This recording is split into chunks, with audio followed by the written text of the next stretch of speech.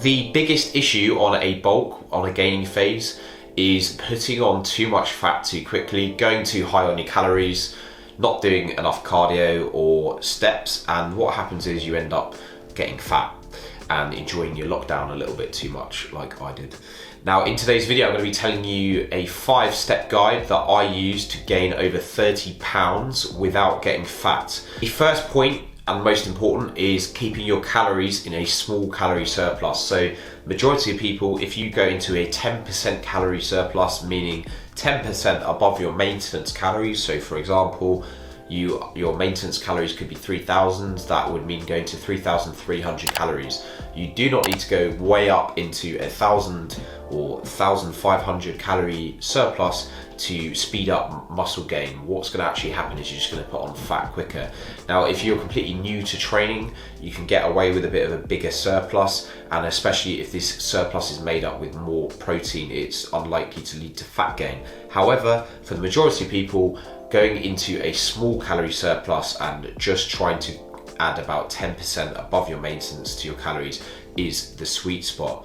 Now, in relation to this, the second habit that I focused on was regular weigh-ins. So I tried to weigh myself every morning and then take a weekly average like I would on a fat loss phase. Now, I didn't do this every single day, however, I was keeping a consistent eye on my weigh-ins, and you want to be aiming for roughly 1% of your body weight per month in terms of weight gain. The third thing that I focused on was keeping up my cardio for cardiovascular health, keeping my activity levels high. I was still doing 8,000 to 10,000 steps per day, and it's important to keep up that cardio fitness anyway for your general health. But that's also going to help with calorie burn and making sure that your surplus doesn't become too big, because if you just use the bulk as an excuse to stop doing any cardio and not doing your steps, then your calorie surplus is going to become much bigger and you're going to gain fat a lot quicker. The fourth thing that I did, and I prioritize above everything else with the gym workouts, is everything had to be geared towards progressive overload and training close to failure. So I focused on quality, not quantity in the gym. I did 4 weights workouts per week, 1 cardio, and took 2 rest days to make sure that I was fully recovered for my weight training sessions.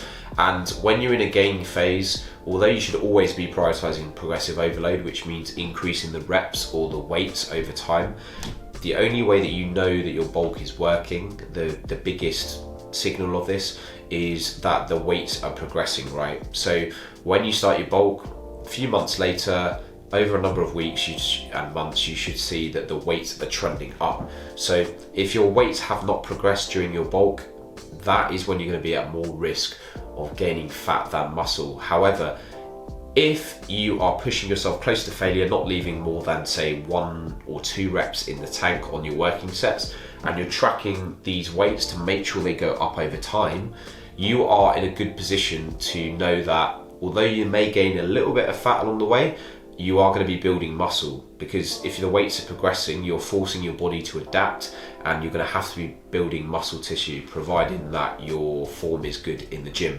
So I made sure that the weights were going up over time, in combination with having my high protein diet, small calorie surplus, and keeping up those activity levels. Now, the final point, the 5th thing, which is often overlooked, is sleep and recovery. So like I mentioned with the 4 weight sessions per week, rather than trying to do too much, trying to do 6 weight sessions a week and then the weights inevitably stalling, you want to make sure that you're actually fully recovered for your gym session so that you can train with appropriate intensity. So I prioritize getting an early night, getting my sleep in, and going to bed on time so that I could get in a good routine, get my minimum of 7 to 8 hours sleep per night ideally, and then focus on recovery, 2 rest days per week. And I tried not to throw myself into additional sessions for the sake of it. So I noticed that whenever I started adding a 5th weight session or doing a 5th or 6th weight session per week, I would notice that my fatigue would build too high. If the weight starts stalling, it's a sign that you need to maybe reduce the amount you're doing, maybe take a couple more rest days and then go again. And usually you'll find after doing this, the weights keep going back up. I hope you found this video useful. If you did, please drop it a like, subscribe to the channel if you're new. Link is in my description if you are interested in online coaching services. Have a great rest of your day. Thank you for watching. I'll see you very soon.